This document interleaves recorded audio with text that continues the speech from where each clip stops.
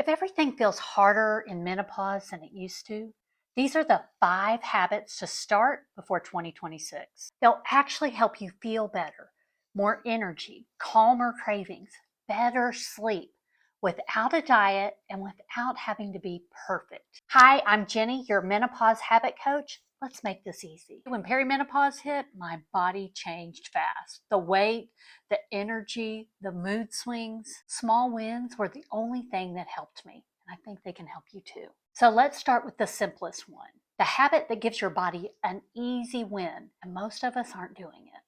When perimenopause tanked my sleep, when I woke up, the first thing I was thinking about was caffeine. Years ago, it was Diet Coke, and then I switched to coffee.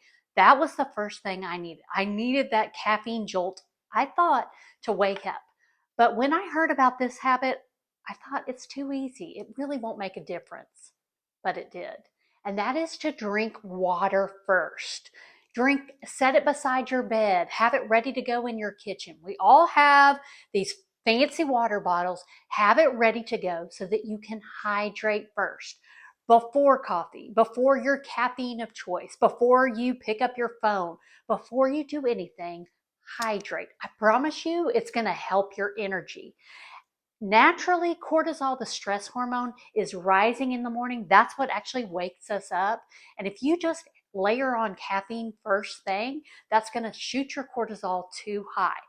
And think about it. You haven't drunk anything overnight, so your body's kind of dehydrated. So you need to give it some water. Maybe even add some lemon or electrolytes. But water before caffeine is actually going to help you have steadier energy. And think about it, our body is made up of 60% water. So why wouldn't water help? Put it beside your toothbrush, put it on your bedside table. Whatever you do, drink water first. So now it's truth time. Tell me in the comments, are you caffeine or water first? What's your current habit? I'll be honest, I let it slip sometimes, and I notice when I get back to drinking water how much better I feel. And before we get to the next one, let me say this right now. Yes, right now, during the holiday season, where the busy season of your life, that is actually the perfect time to start new habits. Not January 1st, not Monday, not when things calm down. Right now in the chaos. You don't need perfect days. You just need the next right choice. And when you can do it and practice it in the craziness of your life, you're going to be able to continue to build on that. And honestly, when you reach the point where you're sick and tired of feeling sick and tired, that's the moment change begins. Because if you can do it in the chaos, these tiny habits will stick. And then you can layer on harder ones. Now, I don't know about you. Whenever I thought my health needed to be improved, what was the first habit you thought you had to do? Diet, am I right? But that seems so overwhelming when you're not getting enough sleep, you don't have enough energy, maybe things are really busy in your life. Diet is not the thing you start with. Instead, here is a tiny habit that you can do no matter what's going on in your life. I promise you can handle that. And that is to add color to your plate. I'm talking a handful of carrots, maybe an apple after dinner, add some avocado to your eggs. We've got to stop having our plates be full of beige food. And just simply by adding a little color to your plate, it doesn't feel restrictive. It's adding something to your plate.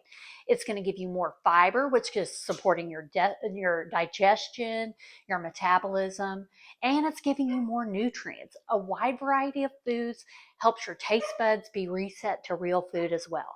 So add color to your plate. I think you can handle this.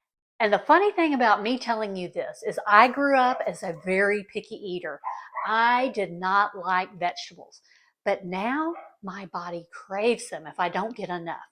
Adding color to your plate is a simple habit that everyone can do that you will feel a difference, and it's supporting your body in an easy way. Now, this next habit, most people think they have to do for a lot longer, and it's hard to get motivated for. But I'm going to tell you, you can do it in under 10 minutes and it still counts. This is another habit that we tend to overdo it and then get overwhelmed and quit. Exercise. How can you fit that in even when you're in a chaotic season, a season where you have barely any energy, you've lost your motivation? You do this by thinking of exercise as little movement snacks. Snacks don't take a long time, 10, 5 minutes even, fit within your day. You don't even have to change clothes. You can do it in your slippers like I am. This might be a little walk around your living room, maybe some jumping jacks while the microwave is heating something up, maybe some squats in your bathroom while the shower's heating up. Fitting in little bits of movement and exercise throughout your day. You want to build muscle, you want to build stamina, but you don't want to kill yourself yet. You want to really layer in an easy movement snack, maybe several a day. This doesn't require room in your schedule for 30 minutes to an hour to work out. 5 to 10 minutes counts. Say that with me, 5 to 10 minutes counts. Today I'm doing this by walking on my walking pad. The weather outside isn't nice, but if it were, I'd like to go for a little walk outside to get that fresh air.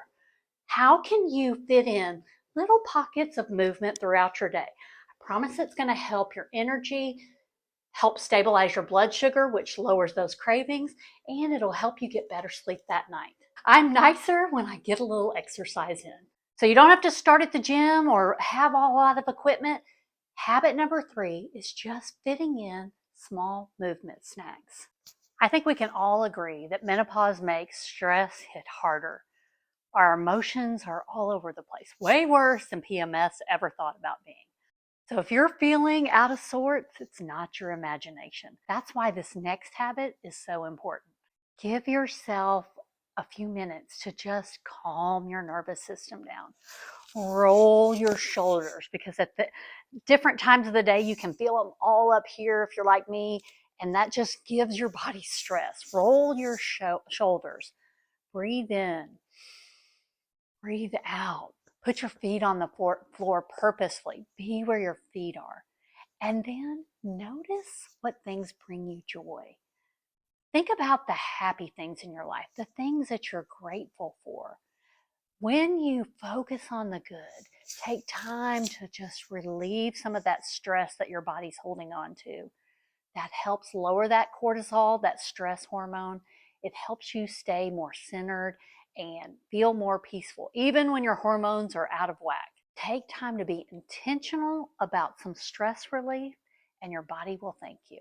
Just in case you're one of those midlife women who values productivity like I do, I want to remind you, you don't have to earn your rest. Give yourself moments to take good care of yourself. You're worth it. Now, this last habit was actually the first one I had to work on. I was so exhausted when perimenopause came. I thought it was because I was raising teenagers, but it was actually my hormones were so out of whack and I was so tired. Now, I want you to think about back when we were raising our kids, we had a certain bedtime routine for them. Maybe we gave them a bath and put cozy pajamas on them, read a bedtime story, helped them start winding down. But what is one thing that was a non-negotiable? Their bedtime. So that is the habit that I want you to start.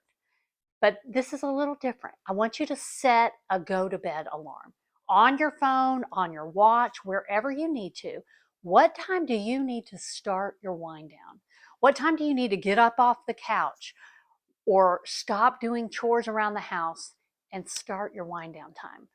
Where you have the time to wash your face, brush your teeth, put on pajamas, maybe read a book, dim the lights, whatever comes next, but you want to allow for a steady bedtime. When you go to bed on the same time every night, your body starts getting in a rhythm of a good sleep routine. I have found in perimenopause and menopause, the best way to add more sleep to my day is not hitting the snooze alarm, but actually going to bed on time. So this bedtime alarm is an easy step towards that. You don't need perfect days. You just need to support your body in a gentle way. Pick one and start today. Don't put it off till the new year. Start now. Your menopause body will respond quicker than you think. You are worth the work to feel amazing as you age.